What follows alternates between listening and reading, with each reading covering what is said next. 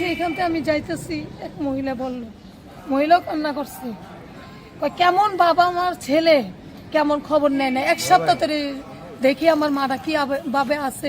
তাহলে আজকে কতদিন, হ্যাঁ আজকে কতদিন, হ্যাঁ তারপরে সিসি ক্যামেরা ফিটিং করে দরকার। সেটাই তো, মাটা কিভাবে আছে, ডিজিটাল যুগ, সব জায়গায় সিসি ক্যামেরা। একটা বস্তি দোকান যে সেখানেও সিসি ক্যামেরা, কেমন একটু টাকা খরচ করে তো সিসি ক্যামেরা লাগাতে হবে। আমরা তো এখন যাই না, যে আপনাদের দেখলাম, আমরা আসলাম, আইসা অনেক শুনলাম এগুলা। এমন ছেলে মেয়েরে একটু শাস্তি দিতে হয়, যেন বাবা মারে একটু খবর নেয়।